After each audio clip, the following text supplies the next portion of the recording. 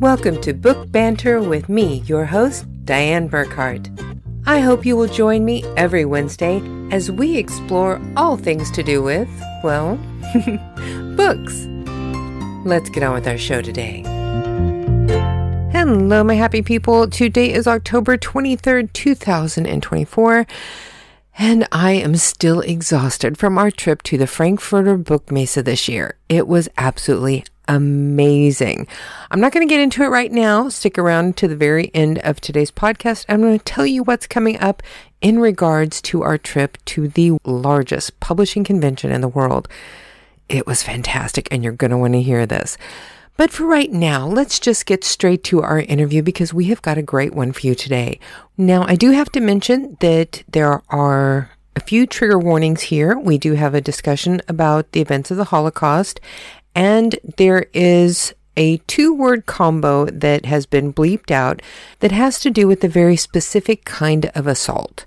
So check the description of today's podcast if you would like a little bit more information and you can help figure out what was bleeped out. But just to save ourselves from having problems with censors, we did cut them out today.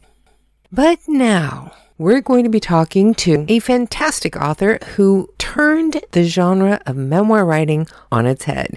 This is going to be really fascinating if you like memoirs, if you like historical fiction, if you just like really captivating characters and dramatic books. You're going to love this. So please welcome to Book Banter with Diane Burkhart, Brian Prousky. You obviously know the way that we like to start our show is we just have our guests tell our listeners who you are and what you do. Hi, it's a pleasure to be here, Diane. And my name is Brian Prousky. I am a writer. I can say that openly and proudly these days, though, for the majority of my life, at least for the past, up until a couple of years ago, for the past 35 years, I wrote in secret. And I wrote one novel after another while I was on vacation, while I was raising 2 kids. I wrote all through the night. I wrote on weekends. I wrote whenever I had a spare moment. And nobody knew I had this second secret career that meant more to me than my real career. So I'm hoping we can talk about that no longer secret career together. How did you manage to keep it a secret from everyone?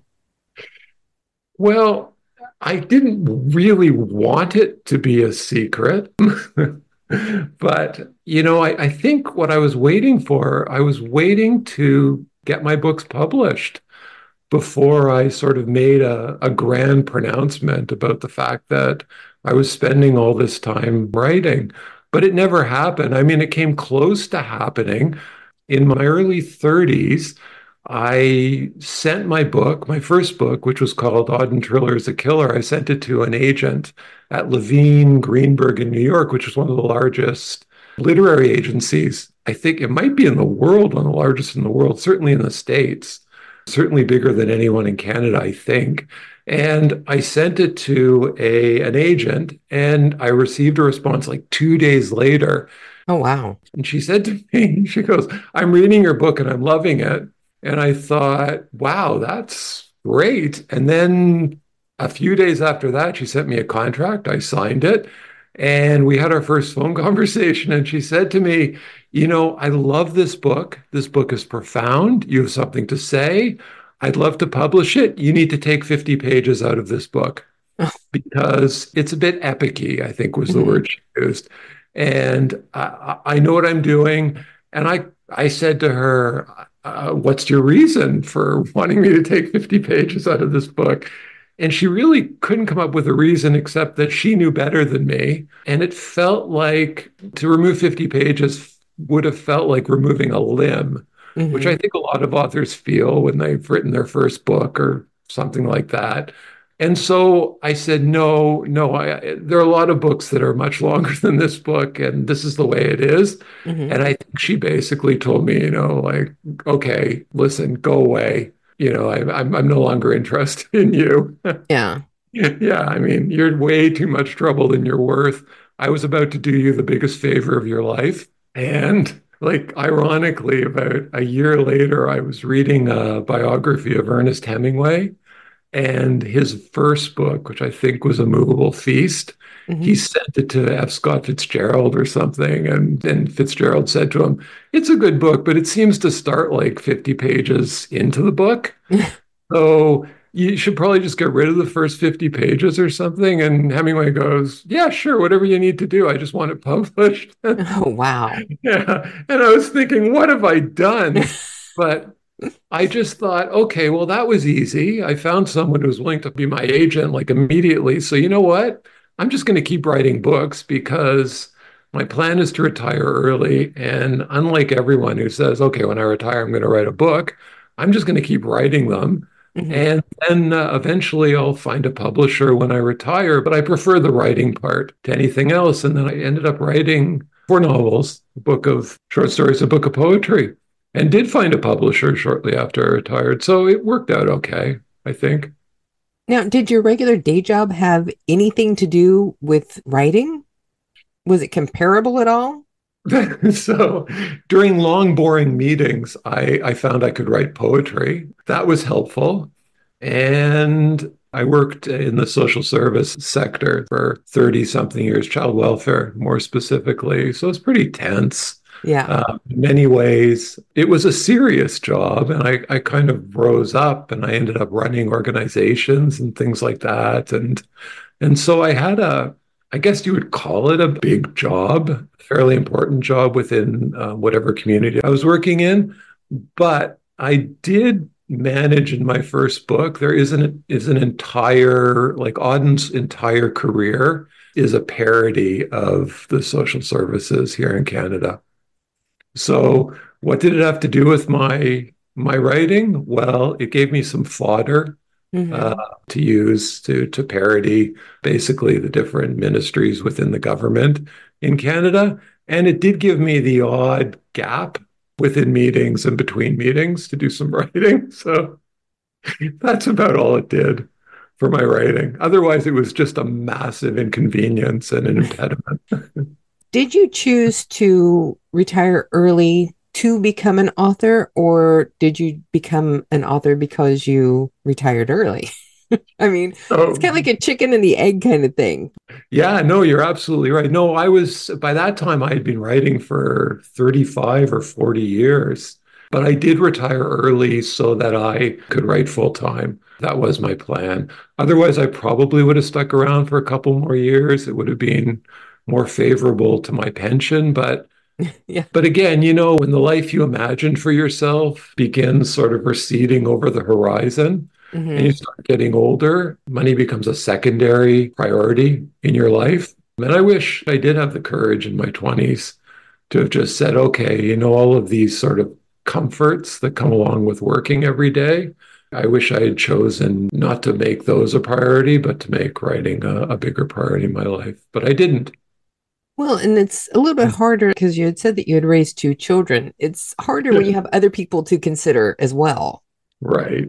Yeah, no, it's absolutely more difficult. I wouldn't trade that part of my life for anything. I mean, quite honestly, I mean, my wife and I, we feel like there are Picassos, Hmm. our 2 children. So we feel great about the 2 children we raised. My daughter, though, is an artist, and she decided right after school, after doing her undergraduate degree, that this was going to be her career. She was going to be a working artist and she was going to live and die through it. And for that, I always say she's my hero. She had the courage that I didn't have. And it's working out quite well for her. She wakes up every day with a smile on her face and she's doing exactly what she wants to do with her life. That's Uh, amazing. Not very many people can say that. yeah, yeah. And she can say that. And I'm incredibly proud of both my children. They're both pursuing their dreams earlier than I did. Have they read your books? They have read my books. They're a little uncomfortable with the sex in the books, but they've read my books. Auden Triller and my second book, God Might Forgive, Gershwin Burr, have a lot of sex in them. Hmm. And so I think when they were younger, they probably thought, "Oh, Daddy writes dirty books."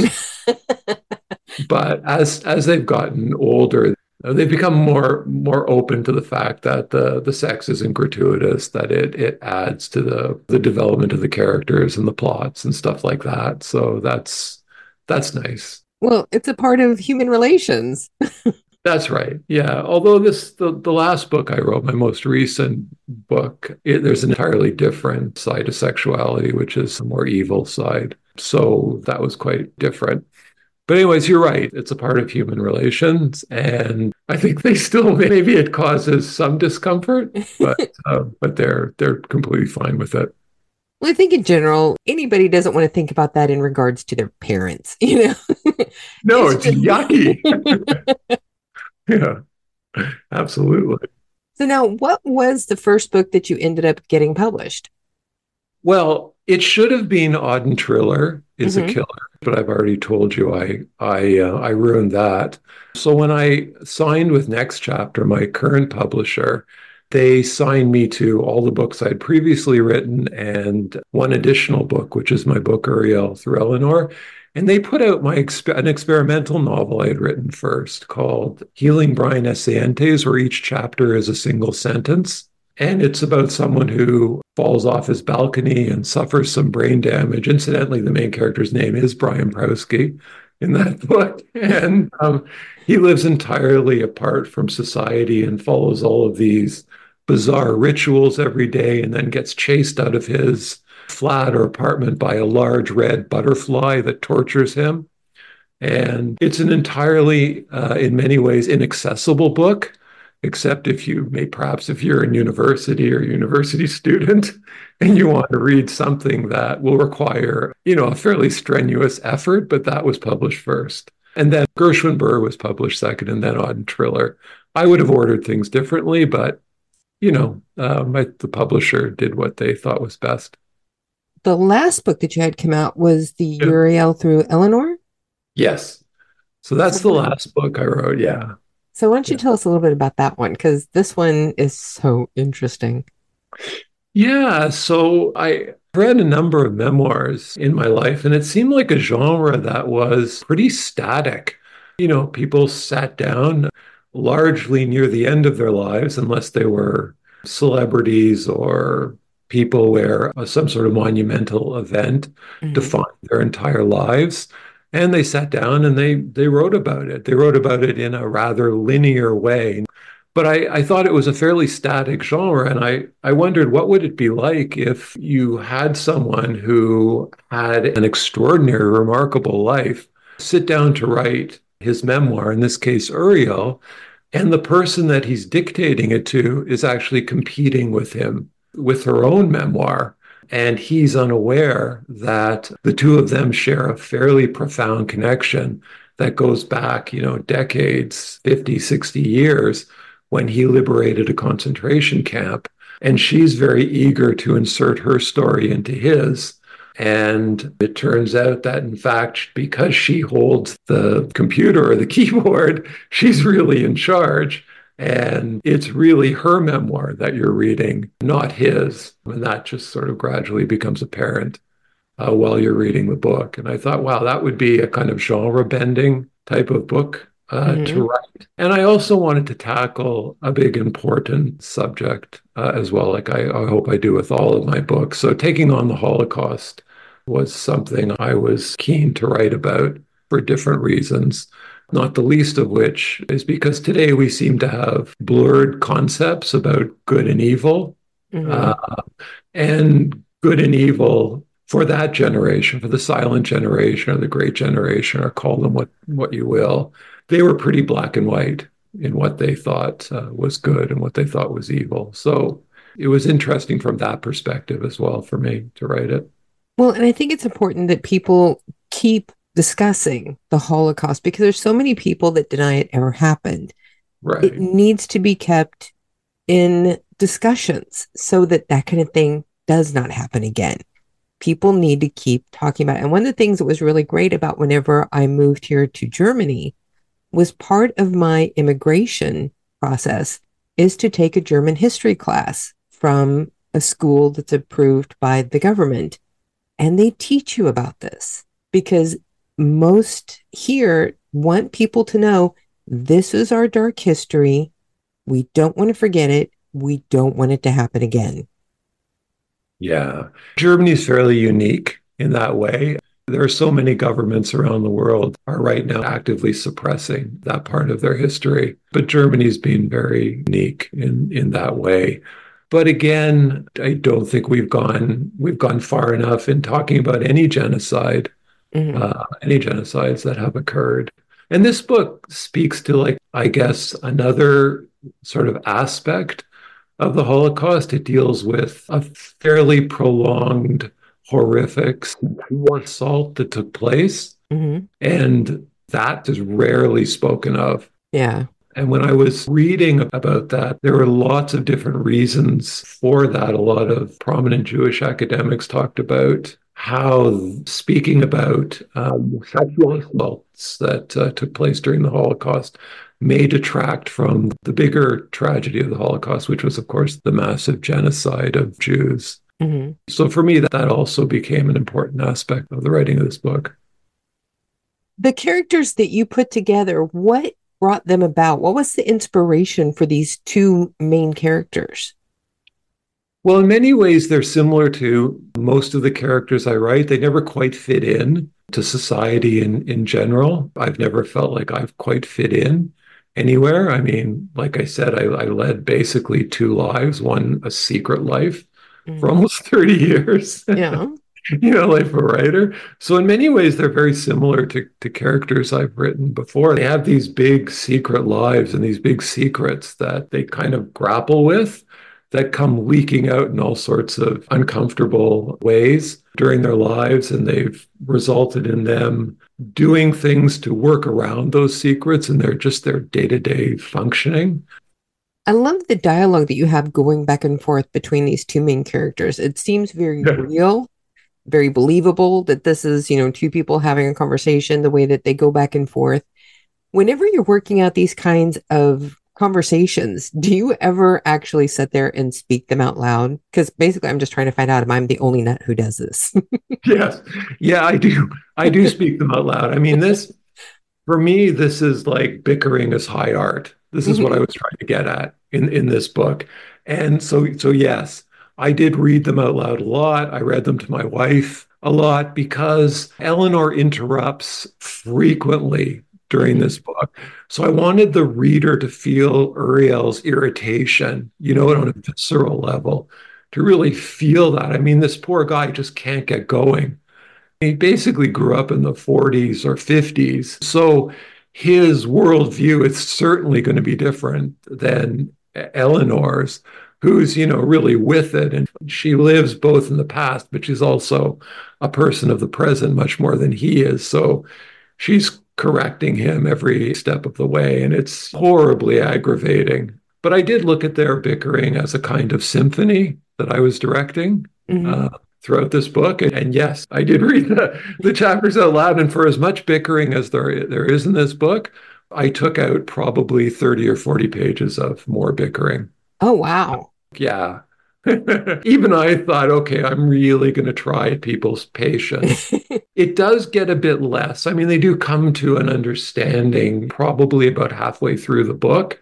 She becomes more eager, of course, for him to get to the part of the story where he liberates the concentration camp, Mhm. because that's what she's really interested in. Because the woman she believes is her mother, and I won't spoil the book, was in that camp when Uriel walked in and liberated it. So she's very eager for him to get there. So the bickering does ease up a little bit, but she's equally hard on him throughout the book. And near the end of the book, you find out exactly why. I think the real trick, though, to the book is you as a reader will read this book and you think this is Uriel's memoir, and you'd have to remind yourself as the reader, it's not Mhm. actually Uriel's memoir at all. Eleanor is writing it, and every thought that's written out that is attributed to Uriel is Eleanor interpreting what Uriel's thought is. And I think that's the big device or mechanism in this book that I think makes it different than any memoir. It's the person to whom Uriel is dictating the memoir that is actually writing the memoir. Well, and that's one reason why I think the title for this one is perfect. Yeah, thank you.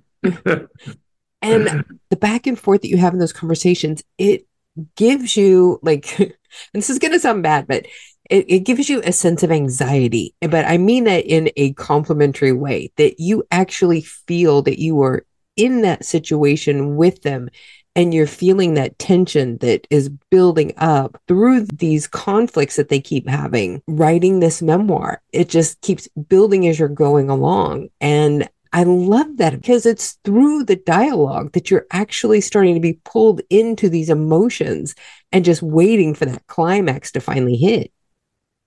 Thank you. I really appreciate that. I mean, that's exactly what I wanted to do with this book. This book has more dialogue than any other book I've written. And for me, that was a bit of a risk because dialogue is, if it doesn't come off as genuine, it can really cause a book to stutter or stall, or it can draw readers right out of the book.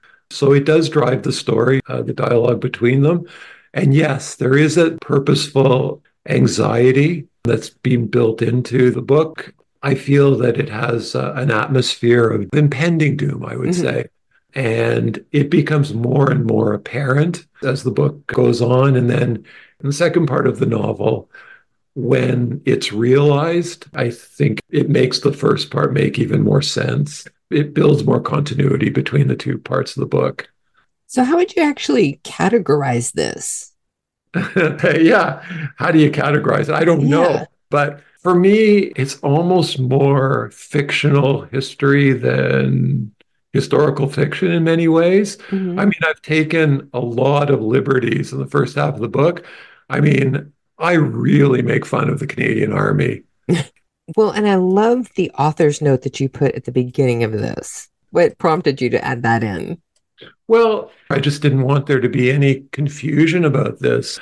I think I wrote something about the book drawing a lot from my own nightmares Mm-hmm. as much as it does from history. I just didn't want anyone to read this book and to say, wait a second, you got the crematorium in the concentration camp, it's in the wrong location, or the makeup of the population that the soldiers walked into within the concentration camp, that wasn't the makeup, or the advance of the Allied forces wasn't exactly right.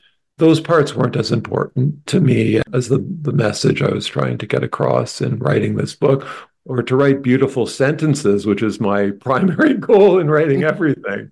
You know, those things were important to me. It was more important that you read about the reverberating and derivative effects of people who went through this horrific period in the history of the world. That was much more important than getting, the color of a pup tent Mm-hmm. correct. So that's why I put that note in there. I wanted to admit that it wasn't going to be 100% historically accurate, but what was going to be 100% historically accurate was that, I think I said it in a way that while the liberators and the survivors left the concentration camps never left them. And Mm-hmm. for me, that was far more important than those smaller details. I think there's probably a lot of people who agree with you on that as well. Yeah, I think so. I mean, in my other life, I had the chance to meet with many survivors and to talk to some soldiers as well. And certainly that was the case. And I hope I've made them proud in what I've written. And I hope I've been true to their sentiments and feelings that were expressed to me, because that's most important to me. I I always hate the term unputdownable for some reason. It just grates on my nerves. But I mean, this is one of those books that draws you in and you don't want to stop reading. That's very kind of you to say that. Again, I just say it's gratifying that I've heard that feedback from people because I poured almost 2 years of my life into this book, not knowing how it would be received because it's as satirical as it is deadly serious. Mm-hmm. And that's not an easy combination for some people to accept. So I'm happy about that. So now seems like a good time to do our 5 quick questions that never turn out to be quick, but one of these days we're determined it will happen. So are Yeah, you ready? I'm ready. Question 1. What is the last book that you read and really truly loved? Let me just tell you one thing first. Mm-hmm. When I'm writing, I don't read, which people might find unusual, but I can't read other people's writing while I'm writing myself. Hmm. I once read East of Eden while I was writing a novel called The Anna Geller Invention that I Hmm. wrote, which I think you'd love. It's about a poet who secretly gives out poems for 30 years and they become like Picasso's and things Oh, wow. because there's so few of them. And the entire world becomes aware of her through this reporter who connects the dots. Hmm. And she becomes this huge celebrity, though no one can find her. But I read the book East of Eden while I was writing the Anna Geller Invention. And suddenly I realized that one of the characters in the book, who's a teacher, is teaching East of Eden to his students. And so what I was writing had made its way into the book. And Hmm. not only that, but I don't know if you've read the first 7 or 8 pages of that book, but they are mind blowing. So, of course, I'm trying to write suddenly like a writer that I'm reading, which is just self destructive. It's Hmm. horrible. So, I can't read while I'm writing. So, the first book that I read as soon as I finished writing was The Shopkeeper's Daughter, the Joni Mitchell biography. It's fantastic. It's huge. It's expansive. It talks about her entire life. And I absolutely loved it. Question two. Yeah. Whenever you're finished with a project, how do you celebrate? Or do you? Well, I celebrate by reading all the books that I put aside. Yeah. So I do that. Okay, this is going to sound really bizarre, but as soon as I finish with a project, I start writing poetry. And for me, that's just a joy and a celebration. Hmm. And so that's for me was the my celebration after Uriel through Eleanor. I think I'm kind of a poet who writes novels, and I'm really proud of my book of poetry, the one that was published already, Body of Winter.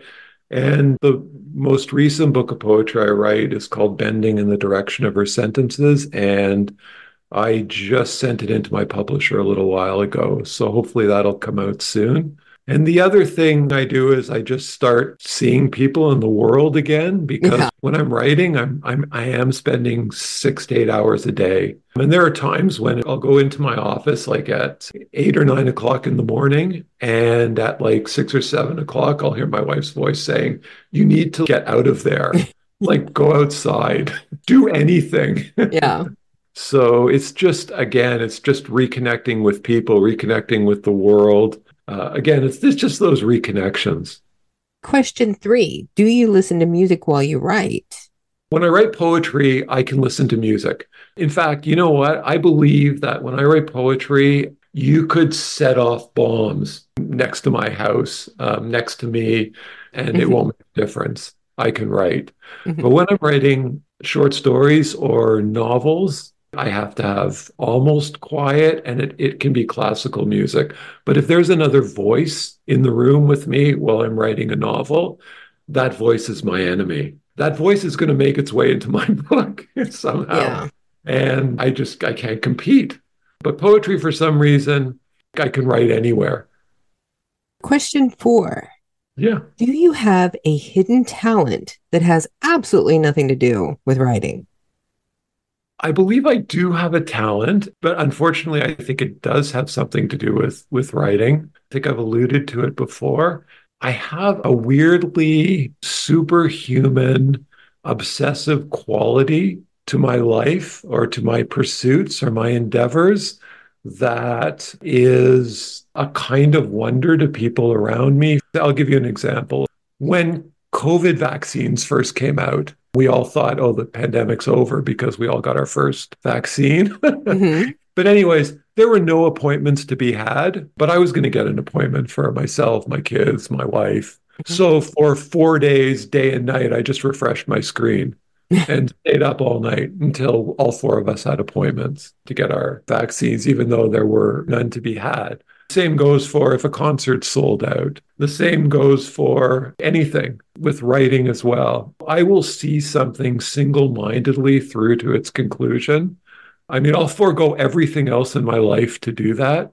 It's probably the unhealthiest super talent that you'll ever hear. but it's appreciated by the people around me, and it's looked upon as an unfortunate quirk and something that isolates me and sets me apart and sometimes makes me difficult to connect with. But it can also be very beneficial. It can be beneficial and it can be supremely unhealthy. So, it's perhaps it's somewhere in the middle of those two things. Yeah. So now question 5. What Yeah. is your favorite indulgence? Something that probably you shouldn't do, but you just really enjoy it. I suppose I indulge in my writing. I guess what I love, to the very core of my being, like, for example, I'm a Bob Dylan fanatic. I've been to 52 of his concerts. I have every single record he's ever put out. I read everything that's ever been written about him. I've probably read 300 books about Bob Dylan. So that's an indulgence. Roberto Bolano and Saul Bellow as writers are indulgences of mine that they're like never-ending pits. I can't read enough of their writing. I can't read enough about them. If I see a copy of The Savage Detectives by Roberto Bolano that has a slightly different cover than the book I have, I'll buy it. Mm-hmm. I'll read it again. It makes no sense at all, but I'll do it. The same goes for Bob Dylan. If someone puts out an album that has a slightly different cover, I'm there. I'm your first customer. I guess that's an odd indulgence, isn't it? But it's certainly an indulgence. I don't think that's an odd indulgence. I think it's interesting. Oh, happy with that. So now, why don't you go ahead and remind our listeners who you are and the book that we have been talking about? I am Brian Prousky, and the book we have been talking about is Uriel through Eleanor, which was published by Next Chapter in March of this year. And you can find the book on dozens of platforms worldwide. You can find it on Amazon, Barnes and Noble, Apple Books, everywhere. And I would be honored if you would read it and let me know what you think of it. And of course, we're going to have all of your information in the description of today's podcast and at burkhartbooks.com. And you are in the October-November issue of Book Banter magazine. And you will also be in the year-end book buying guide with all of the authors from this season. Thank you so much, Diane. This has been so much fun. Thank you so much for taking the time with me today. It's been my pleasure. So there you have it, folks. My interview with the incredible Brian Prousky. And I felt so bad for him by the time we got to the end of this interview. As you can probably tell, he was getting over a cold. He still had a sore throat, but he was such a trooper and made it through the entire episode. And I know it couldn't have been easy for him. And I am so grateful for him for doing that. Now, as I promised, I wanted to tell you a little bit about the Frankfurter Buchmesse. If you are an author and you have never been to this, you have to make a point to go to it at least once in your life. It is absolutely fantastic. I knew that this was the largest publishing convention in the world, but I was not adequately prepared for just exactly how huge it was. Just after a few hours there on Friday, I was thinking, I need a Go scooter or I need roller skates or something. Because we were there for just a few hours on Friday and then all day on Saturday. And we probably only got through 2 buildings really well. And there are about 8. So you can imagine how much we didn't see. And the fact that the things that we did manage to see were absolutely amazing. I can only imagine the things that we didn't even get to. So next year, we are planning to be there for the entire week. We're looking at possibly even getting our own booth and doing live broadcasts from the Frankfurter Buchmesse for Book Banter Productions. So be sure to keep watching for more information on this and watch for our December issue of Book Banter magazine this year, which is also our year-end book buying guide, because we are going to have a very large feature on the people we interviewed at this Buchmesse. One of the people that definitely stood out was Steve Rad. He is the CEO for Abacus Brands, and oh my God, Their products, if you saw my TikTok that's linked in the blog post that advertises when this podcast is broadcast, you will know I was just absolutely blown away by their products. They combine VR technology with books and very recognizable brands to bring you a totally immersive experience that brings information to life. Now, most of their products are geared toward children. They have things like learning how to cook in the Master Chef kitchen. Not only do you learn how to make a dish, you learn how to plate it. You also have the opportunity for your children to learn magic with Penn and Teller, and even to do science experiments with Bill Nye the Science Guy in his laboratory. Not only that, but they have a wide range of DK books available through their VR experience. And of course, they cannot forget about adults. They also have Cold Case VR, the case of the fatal follower. It's an immersive VR murder mystery party game for 1 to 6 players for ages 14 and up. And it looks absolutely fabulous. And you can probably guess that's going to be the first kit that I get for us. But beyond that, we also got to speak with Sweet Cherry Publishing. We got to speak with authors like Kezia Cause, who has been on my podcast before, and Casey Rogers, who wrote I Know Why She Stayed. I even got to interview a fantastic cosplayer who was there in a costume that she made of Ahsoka. And this woman's work was absolutely fabulous. Her costume was spot on. So be sure to check our year-end book buying guide, this December issue, and you will get to see photographs of all of these great products with links to find them so that you can get them for your family for this holiday. And now I think that's pretty good for today, folks. I have got so much more to do. We're going to have a great December year-end book buying guide issue ready to go very soon, and it is going to be fabulous, bigger than every other issue we've put out so far. So keep watching all of our social media and be sure to subscribe to our mailing list at burkhartbooks.com, because if you love books like we do, you do not want to miss a single podcast episode or issue of our magazine. And now you know what time it is, folks. It's time for y'all to go forth and be really happy about all of the great books that we're bringing you.